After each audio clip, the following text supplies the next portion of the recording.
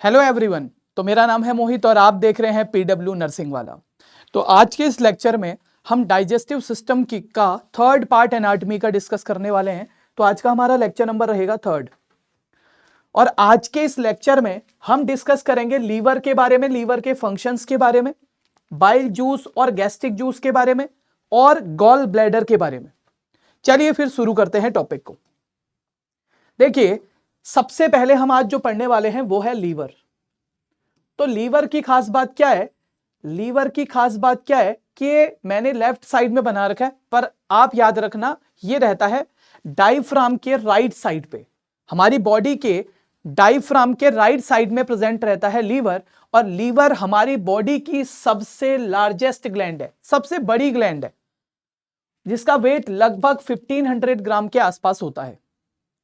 अगर हम बात करें लीवर्स में लोब्स की, तो लीवर्स में एक्चुअली दो लोब प्रेजेंट होते हैं, दो लोब प्रेजेंट होते हैं। और ये बीच में जो लोब को अलग कर रहा है, ये एक तरीके का लिगामेंट होता है। लिगामेंट जो दोनों लोब को अलग अलग करता है, ये है राइट लोब और ये है लेफ्ट लोब लीवर की। इस लिगामेंट को बोलते हैं फैल्सीफॉर्म लिगामेंट। इसको बोलते हैं फैल्सीफॉर्म लिगामेंट। जो लिगामेंट राइट और लेफ्ट को अलग अलग कर रहा है, इसको बोलते हैं फैल्सीफॉर्म लिगामेंट। अब अगली बात करूं, अगर मैं लीवर के पोस्टीरियर साइड की तरफ देखूं, तो राइट लोब के नीचे की तरफ, राइट लोब में भी, राइट लोब के अंदर भी दो क्वाड्रेंट बने हुए रहते हैं। मैं सिंपली समझा रहा हूं, राइट लोब के अंदर भी, राइट लोब में भी हमारे, मैंने बोला दो लोब होते हैं, एक तो राइट लोब और एक लेफ्ट लोब। बात करते हैं राइट लोब की। तो राइट लोब के अगर बारे में अगर बातचीत करें, तो राइट लोब की खास बात क्या है कि राइट लोब फर्दर दो पार्ट में डिवाइडेड है। राइट लोब को फर्दर दो पार्ट में डिवाइड किया गया है। एक लोब है कॉर्डेट लोब, कॉर्डेट लोब, और दूसरा लोब है क्वाड्रेट लोब। दूसरा लोब है क्वाड्रेट लोब। तो एक है कॉर्डेट लोब और दूसरा है क्वाड्रेट लोब। तो दो तरीके के लोब प्रेजेंट होते हैं आपके लीवर के अंदर। अब इतनी सी बात आपको पहले पता होनी चाहिए लीवर के बारे में। अच्छा, लीवर के बारे में एक और बात बोलूं, तो पोस्टीरियर इंफीरियर एस्पेक्ट पे, लीवर के पोस्टीरियर इंफीरियर एस्पेक्ट पे या साइड पे, posterior inferior side of liver, अगर मैं लीवर को पलट दूं ऐसे, और सपोज ये लीवर है, लीवर के पोस्टीरियर इंफीरियर साइड पे एक प्रेजेंट रहती है ग्लैंड, जिसे बोलते हैं गॉल ब्लैडर। जिसे क्या बोलते हैं? Gall bladder. तो posterior inferior side of the, पीछे की तरफ और थोड़ी नीचे की तरफ प्रेजेंट रहती है ब्लैडर, जिसको बोलते हैं गॉल ब्लैडर, जिसे बोलते हैं गॉल ब्लैडर। ये गॉल ब्लैडर बाइल को स्टोर करने के काम आता है, बाइल को स्टोर करने के काम आता है। तो थोड़ा सा हमने लीवर के बारे में पढ़ लिया, पर सबसे ज्यादा इंपॉर्टेंट है आखिर लीवर क्या क्या काम करता है, इस लीवर के क्या क्या फंक्शंस हैं, ये आपको पता होने चाहिए। सबसे पहले अगर हम बात करें लीवर की, तो लीवर की खास बात यह है, ये आपके मेटाबॉलिज्म में हेल्प करता है। मेटाबॉलिज्म बोलूं या मैं बोलूं डाइजेशन में। हम इसको इसीलिए पढ़ रहे हैं क्योंकि ये डाइजेशन में हेल्प करता है, असेसरी ऑर्गन है डाइजेस्टिव सिस्टम का। मतलब जैसे कि प्रोटीन, फैट, कार्बोहाइड्रेट के मेटाबॉलिज्म में हेल्प करता है, जिसका नाम है गॉल ब्लैडर। अब दूसरी बात ध्यान रखना, गॉल ब्लैडर के बाद, गॉल ब्लैडर सॉरी लीवर का ये काम था मेटाबॉलिज्म और डाइजेशन करने का। ये जो हम फंक्शन पढ़ रहे हैं ना, ये लीवर के हैं, अभी गॉल ब्लैडर को भी पढ़ेंगे हम। तो पहला तो ये डाइजेशन में हेल्प करता है, दूसरा इसके बहुत सारे और भी फंक्शन हैं, जैसे ये आपकी बॉडी में बहुत सारे प्रोटीन बनाने में हेल्प करता है। और उनमें से भी जो मोस्ट इंपॉर्टेंट प्रोटीन या सबसे ज्यादा मात्रा में जो बॉडी में पाए जाते हैं, एल्बुमिन, एल्बुमिन, ग्लोबुलिन जैसे प्रोटीन्स को बनाने में हेल्प करता है।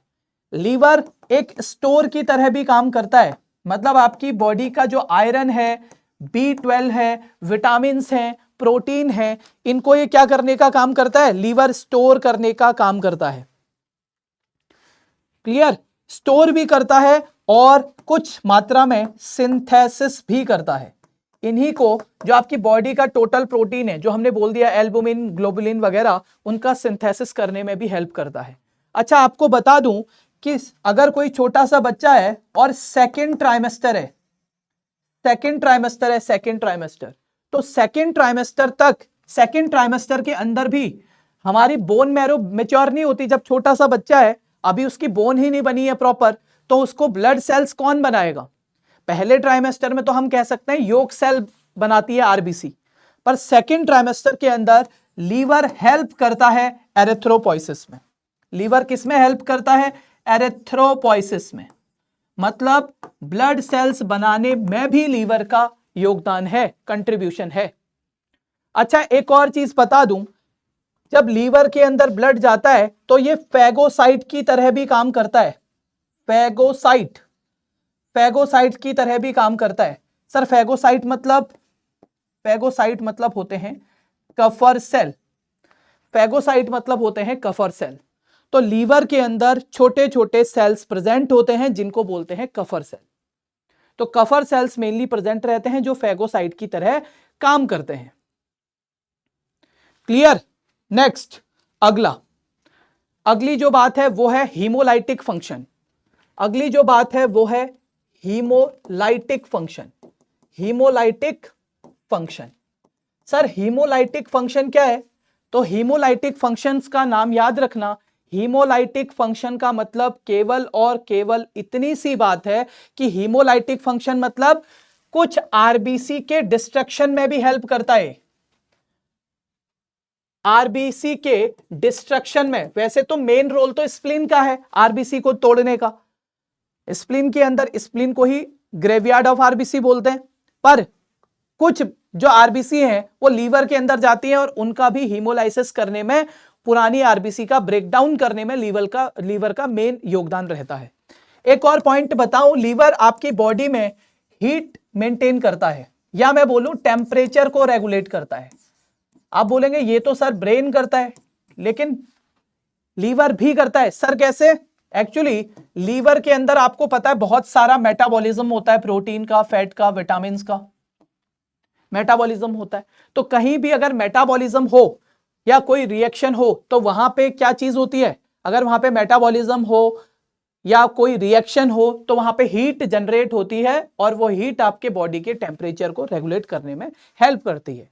ठीक है, तो वैसे तो ब्रेन बनाता है, ब्रेन आपका हाइपोथैलेमस कंट्रोल करता है, पर आपके लीवर से भी टेम्परेचर या हीट जनरेट होती है, तो ये बॉडी के टेम्परेचर के लिए भी काम कर सकता है। ठीक है, तो मेन काम तो इसका डाइजेशन के लिए है, जो हमने पढ़ना है वो मेन काम है डाइजेशन के लिए। तो लीवर का जो मेन इंपॉर्टेंट रोल है वो डाइजेशन के लिए है। ठीक है सर, तो सर सबसे पहले आपने बोला कि लीवर, अच्छा एक और जो काम हमने नहीं लिख पाए यहां पे, वो सबसे इंपॉर्टेंट काम है बाइल जूस बनाने का। तो बाइल जूस का फॉर्मेशन करता है लीवर। तो कहोगे सर आप ये तो गॉल ब्लैडर करता है। एक्चुअली बाइल जूस को स्टोर करता है गॉल ब्लैडर। स्टोर कौन करता है? वो करता है गॉल ब्लैडर। स्टोर करने का काम है गॉल ब्लैडर का। पर बाइल जूस का फॉर्मेशन कौन करता है सर? बाइल जूस का फॉर्मेशन लीवर ही करता है। ओके, तो अब सबसे पहले हम यहीं से शुरू करेंगे कि आखिर क्या काम है, क्या होता है ये बाइल जूस, गैस्ट्रिक जूस, इन सब के बारे में हम बातचीत करेंगे यहां पे। इन सब के बारे में हम यहां पे बातचीत करेंगे। तो सबसे पहले हमारा जो टॉपिक है वो होगा बाइल जूस। तो अगर आपने बाइल जूस वर्ड सुना है तो मुझे एक बात बताइए कि बाइल जूस के अंदर क्या क्या चीजें आती हैं, कब हम उसे बाइल जूस बोलते हैं? तो लीवर बनाता है बाइल जूस। तो बाइल जूस केवल एक प्रोडक्ट नहीं है, एक्चुअली इसके अंदर एक होता है बाइल सॉल्ट, एक होता है बाइल सॉल्ट। दूसरा, इसी के अंदर आपको कोलेस्ट्रॉल पाया जाएगा, इसी के अंदर पाया जाता है कोलेस्ट्रॉल। कोलेस्ट्रॉल भी होता है इसके अंदर। इसी के अंदर म्यूसिन भी होता है, म्यूसिन। इसी के अंदर आपको लिसेथिन भी मिलेगा, लिसेथिन भी मिलेगा।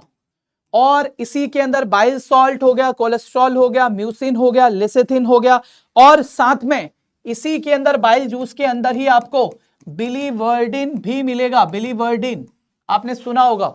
तो ये सारे के सारे किसके कंपोनेंट है? बाइल जूस के कंपोनेंट है। और इन सब में सबसे इंपॉर्टेंट जो डाइजेशन में काम आता है वो है बाइल सॉल्ट। वो क्या है? वो है बाइल सॉल्ट। सर क्या है ये बाइल सॉल्ट? तो बाइल सॉल्ट के बारे में अगर मैं दो तीन बातें बोलूं तो बाइल सॉल्ट की खास बात यह है कि आपको एक बात पता होगी, fat not soluble in water, fat not soluble in water. Water के अंदर फैट सॉल्युबल नहीं होता, वाटर के अंदर फैट सॉल्युबल नहीं होता। तो फैट को सॉल्युबल करने के लिए एक जूस आता है, फैट को सॉल्युबल करने के लिए एक जूस आता है या ब्रेक डाउन करने के लिए, उसका नाम है लाइपेज। तो फैट को तोड़ने के लिए लाइपेज या लाइपोलाइटिक एंजाइम्स आते हैं जो फैट का ब्रेक डाउन करते हैं। और यह बात आपको पता होगी कि लाइपेज या लाइपोलाइटिक एंजाइम्स आपके स्टमक में भी पाए जाते हैं, पर स्टमक में ये फैट का ब्रेक डाउन नहीं कर पाते। कारण बताइए, एंजाइम तो स्टमक में भी होते हैं फैट को तोड़ने वाले, फिर फैट क्यों आखिर स्टमक में ब्रेक डाउन नहीं हो पाता? उसका कारण इसलिए कि कभी भी अगर फैट को तोड़ना हो तो फैट को तोड़ने के लिए, फैट को मेटाबोलाइज करने के लिए, फैट को मेटाबोलाइज करने के लिए, फैट को मेटाबोलाइज करने के लिए आपको एक बात याद रखनी है, फैट को मेटाबोलाइज करने के लिए आपको केवल इस लाइपेज ही नहीं चाहिए, लाइपेज के साथ साथ आपको इसमें बाइल सॉल्ट भी होना चाहिए। अगर बाइल सॉल्ट नहीं होगा तो ये तभी इमल्सिफाई हो पाता है,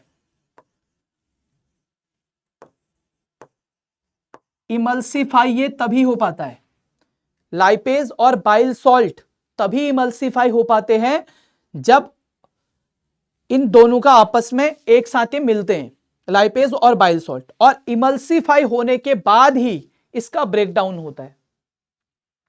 इमल्सिफाई होने के बाद ही इसका क्या होता है? तभी इसका ब्रेकडाउन होता है। ओके सर, आपने क्या बोला? मैंने ये बोला कि फैट पानी के अंदर नहीं घुल सकता। अगर देखना हो तो एक चम्मच घी का, एक चम्मच तेल का आज पानी में डाल के देखना, फिर उसको खूब घोल लेना। क्या घुलेगा? वो नहीं घुलता। तो उसको घोलने के लिए, अगर उस फैट को आपने घोलना है तो उस फैट को घोलने के लिए, यानी कि सपोज कर लो ये फैट का मॉलिक्यूल है, ये फैट का मॉलिक्यूल है, तो इस फैट के मॉलिक्यूल के चारों तरफ एक टेंशन होता है जिसको बोलते हैं सरफेस टेंशन। इस सरफेस टेंशन को अगर हटा दिया तभी फैट का मॉलिक्यूल घुलता है। तो जब इस सरफेस टेंशन को, जब इसमें क्या मिलता है? बाइल सॉल्ट मिलेगा, तभी इसका सरफेस टेंशन कम होगा। सरफेस टेंशन इस फैट के मॉलिक्यूल का तभी कम होगा और तभी जाके ये फैट का मॉलिक्यूल लाइपेज के साथ जाके ब्रेक डाउन होगा, इसका तभी इसका ब्रेक डाउन होगा। तो इसीलिए बाइल सॉल्ट चाहिए, बाइल जूस नहीं। बाइल जूस के अंदर तो बहुत सारी चीजें आती हैं, बाइल जूस में से बाइल सॉल्ट का काम पढ़ रहे हैं हम। तो बाइल सॉल्ट का मेन काम है फैट मॉलिक्यूल के सरफेस का टेंशन कम करना, जिससे कि वो आराम से घुल जाए और उसका ब्रेकडाउन हो जाए। तो ये काम हमने बाइल सॉल्ट के बारे में पढ़ा, पर इतना आसान नहीं है। इतना आसान नहीं है कि बाइल सॉल्ट आपको लीवर में बनेगा, ऐसा बिल्कुल भी नहीं है। तो बाइल सॉल्ट का फॉर्मेशन, अब बाइल सॉल्ट कैसे बनता है उसके बारे में मैं आपको बताने जा रहा हूं। बाइल सॉल्ट के बारे में मैं आपको बताने जा रहा हूं। सपोज मैं बात करूं बाइल सॉल्ट की, तो आपको पता होना चाहिए सबसे पहले लीवर बनाता होगा बाइल सॉल्ट को। तो लीवर कभी भी बाइल सॉल्ट को नहीं बनाता, लीवर केवल बनाता है प्राइमरी बाइल एसिड। लीवर सबसे पहले जो बनाता है उनका नाम होता है प्राइमरी बाइल एसिड। लीवर का काम है प्राइमरी बाइल एसिड बनाना, ये बनाता है liver. Sir primary bile acid कौन कौन से हैं? एक तो आपने सुना नहीं होगा तो आज सुन लीजिए, colic acid. Primary bile salt होता है, एक होता है कोलिक एसिड और दूसरा होता है दोस्तों Chino deoxy colic acid. Chino deoxy colic acid. ये दो तरीके के होते हैं primary bile acid. Primary bile acid colic acid और चीनो डिऑक्सीकोलिक एसिड, ये बनाता है लीवर। अब ये दोनों क्या करते हैं, बाइल डक्ट के माध्यम से पहुंच जाते हैं स्मॉल इंटेस्टाइन में। आपको पता होगा लीवर कहां खुलता है, ड्यूडेनम में, तो स्मॉल इंटेस्टाइन में पहुंच जाते हैं। प्राइमरी बाइल एसिड पहुंच जाते हैं स्मॉल इंटेस्टाइन में। अब अच्छी बात क्या है कि स्मॉल इंटेस्टाइन में क्या होता है सर, मैं इसको स्मॉल इंटेस्टाइन को ऐसे लिख रहा हूं। स्मॉल इंटेस्टाइन में सर होते हैं कुछ बैक्टीरिया, मतलब वहां पे होती है बैक्टीरियल रिएक्शन। जब इन प्राइमरी बाइल एसिड के साथ एक रिएक्शन होती है उसको बोलते हैं बैक्टीरियल रिएक्शन, तब ये बाइल एसिड बन जाते हैं सेकेंडरी बाइल एसिड। तब ये बन जाते हैं सेकेंडरी बाइल एसिड। कहां बने सर, ये स्मॉल इंटेस्टाइन के अंदर बन गए सेकेंडरी बाइल एसिड। सर क्या नाम हो गया इसका फिर, तो सर एक था कोलिक एसिड और था एक चीनोकोलिक एसिड, ये दोनों तो आपको याद है। अब कोलिक एसिड का नाम स्मॉल इंटेस्टाइन में चेंज हो जाता है और ये कहलाता है डीऑक्सीकोलिक एसिड। डीऑक्सीकोलिक एसिड, अभी भी ये एसिड है, अभी भी ये क्या है, डीऑक्सीकोलिक एसिड है। और जो चीनो डीऑक्सीकोलिक एसिड था उसका नाम हो जाता है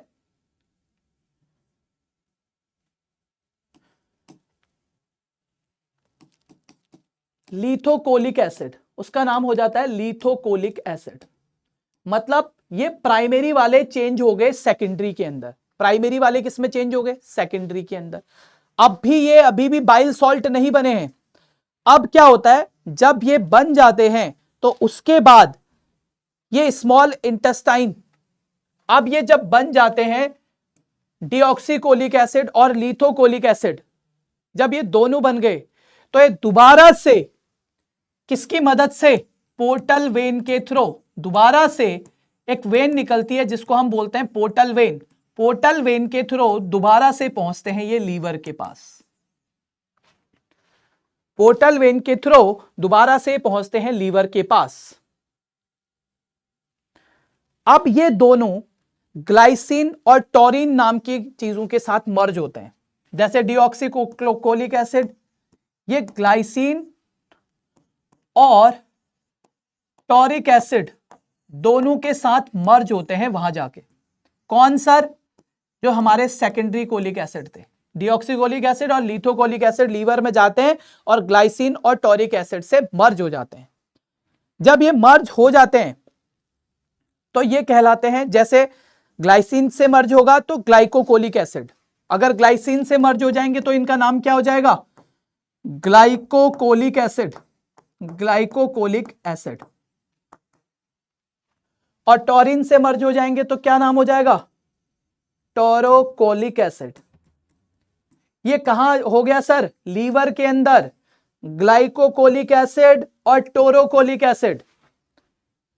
अब जब ये दोनों किसी भी सॉल्ट के साथ मिलते हैं, जैसे सोडियम या पोटेशियम, ग्लाइकोकोलिक एसिड जब किसी सोडियम या पोटेशियम से मिलेगा, या फिर दूसरा टोरोकोलिक एसिड जब सोडियम या पोटेशियम से मिलेगा, तब जाके ये बनते हैं सॉल्ट। दोबारा से एक बार देख लेते हैं, हमने बाइल सॉल्ट का सिंथेसिस पढ़ रहे हैं हम कि बाइल सॉल्ट आखिर कैसे बनता है। तो हमने सबसे पहले बोला लीवर बनाता है primary bile acid. Primary bile acid colic acid हो गया या चीनो डीऑक्सीकोलिक एसिड हो गया, ये प्राइमरी बाइल एसिड है। ये जाते हैं बाइल डक्ट के थ्रू लीवर से निकल के स्मॉल इंटेस्टाइन में पहुंचते हैं, जहां पे बैक्टीरियल रिएक्शन होती है और ये कन्वर्ट हो जाते हैं सेकेंडरी बाइल एसिड में, बाइल सॉल्ट में नहीं, बाइल एसिड में। क्या नाम हो जाते हैं इनके, डीऑक्सीकोलिक एसिड और लीथोकोलिक एसिड। फिर ये पोर्टल वेन के दोबारा लीवर में पहुंचते हैं, स्मॉल इंटेस्टाइन से दोबारा लीवर में पहुंचते हैं और ग्लाइसिन और टोरिक एसिड के साथ मिलके ग्लाइकोकोलिक एसिड और टोरोकोलिक एसिड बनाते हैं। जब ये ग्लाइकोकोलिक एसिड और टोरोकोलिक एसिड बन जाता है तो हमारे पास एक तो था ग्लाइकोकोलिक एसिड, ठीक है, अब सपोज कर लो सोडियम से मिल गया तो हम इसको बोल देते हैं सोडियम ग्लाइकोकोलिक एसिड, कोलिक सॉल्ट। अब एसिड नहीं, अब ये कहलाता है सॉल्ट। किसी भी सोडियम पोटेशियम क्या एक तरीके के सॉल्ट है, तो सोडियम ग्लाइकोकोलिक सॉल्ट कहलाता है पहली चीज। ऐसे ही अगर पोटेशियम से मिला तो इसका नाम हो जाता है potassium glycocholic salt, potassium glycocholic salt. Clear है इतनी सी बात? तो ये एक बात आपको ध्यान रखनी है ग्लाइकोकोलिक एसिड की। अब दूसरी बात ध्यान रखना ग्लाइकोकोलिक एसिड के अलावा, दूसरी बात ध्यान रखना, दूसरी बात है टोरोकोलिक एसिड। दूसरा हमारे पास बाइल पड़ा है टोरोकोलिक एसिड। ये सोडियम के साथ मिलेगा तो ये बनाएगा क्या? Sodium taurocholic salt. और पोटेशियम से मिलेगा क्या बनाएगा? Potassium taurocholic salt. जब ये बन जाते हैं ये कहलाते हैं बाइल सॉल्ट, ये कहलाते हैं बाइल सॉल्ट। यही बाइल सॉल्ट काम करते हैं मेटाबोलाइज करने में। तो यही बाइल सॉल्ट आपके मेटाबोलाइज करने के लिए काम करते हैं। तो इनका मेन रोल यही होता है कि फैट का ब्रेकडाउन करते हैं ये। अच्छा एक चीज तो मैंने आपको ये बताई, अच्छा ये पहले फैट का डाइजेशन करते हैं। ये सॉल्ट क्या करते हैं? फैट का डाइजेशन करते हैं, तभी तो फैट अब्सॉर्ब हो पाएगा। सपोज कर लो फैट का डाइजेशन तो हो गया, पर फैट के डाइजेशन के बाद भी जो छोटे छोटे फैट के मॉलिक्यूल होते हैं ना, उसके साथ भी बाइल सॉल्ट मिलता है। क्योंकि फैट को अब्सॉर्ब करना भी आसान नहीं है, डाइजेस्ट तो बाइल सॉल्ट ही करेगा। बिल्कुल सही बात है, तोड़ने का काम बाइल सॉल्ट ही करता है। पर सपोज करो डाइजेशन तो हो गया, अब अब्जॉर्प्शन भी तो होना है इंटेस्टाइन से। तो इंटेस्टाइन से अब्सॉर्ब करने के लिए फैट मॉलिक्यूल बाइल सॉल्ट के साथ मिक्स होते हैं। फैट के मॉलिक्यूल दोबारा से बाइल सॉल्ट के साथ मिक्स होते हैं और अब अब्जॉर्प्शन के लिए जो ये स्ट्रक्चर बनाते हैं उसको बोलते हैं मिसेल स्ट्रक्चर। Micelle structure. तो जब ये दोबारा बनते हैं, सी आएगा, ये बनते हैं मिसेल। और मिसेल बनने के बाद ही, मतलब पहले कोई फैट मिसेल बनेगा तभी वो आपकी बॉडी में क्या होगा? अब्सॉर्ब होगा, तभी वो आपकी बॉडी में अब्सॉर्ब होगा। तो आपसे अगर क्वेश्चन पूछा जाए कि बताइए सर मिसेल क्या है, तो फैट जब अब्सॉर्ब होने के लिए बाइल सॉल्ट के साथ मिक्स हो जाता है और मिसेल बनाता है, उसके बाद ही वो अब्सॉर्ब हो जाता है। तो मतलब हमें बाइल सॉल्ट के बारे में दो बातें पता चली कि किसी भी फैट मॉलिक्यूल को डाइजेस्ट करने के लिए जरूरी है, और दूसरा किसी भी फैट मॉलिक्यूल को अब्सॉर्ब करने के लिए भी जरूरी है। और हमने तीसरी बात यह भी देखी कि कैसे आखिर कोई फैट कैसे अब्सॉर्ब होता है, कैसे कोई फैट अब्सॉर्ब होता है। तो लीवर के बारे में हम पढ़ रहे थे और हमने पढ़ा बाइल के बारे में। और बाइल कौन बनाता है? लीवर बनाता है। पर लीवर उसको स्टोर करने के लिए वो गॉल ब्लैडर को दे देता है। किसको दे देता है स्टोर करने के लिए? गॉल ब्लैडर को। तो गॉल ब्लैडर के बारे में बोलूं तो ये स्टोर करके रखता है सर बाइल को। तो बाइल को स्टोर करने का काम है गॉल ब्लैडर का। सर कहां पे होता है? तो मैं दोबारा से बता देता हूं, वही पोस्टीरियर एस्पेक्ट पे, पोस्टीरियर एस्पेक्ट ऑफ लीवर। और पोस्टीरियर पे भी कहां पे? सुपीरियर या इंफीरियर? इंफीरियर पे रहेगा। तो पोस्टीरियर साइड पे, इंफीरियर साइड पे गॉल ब्लैडर सिचुएटेड रहता है। किसके पीछे? राइट लोब के पीछे। सर कितना साइज है? तो 7 सेंटीमीटर लॉन्ग होता है। इसका साइज लगभग 7 सेंटीमीटर लॉन्ग होता है।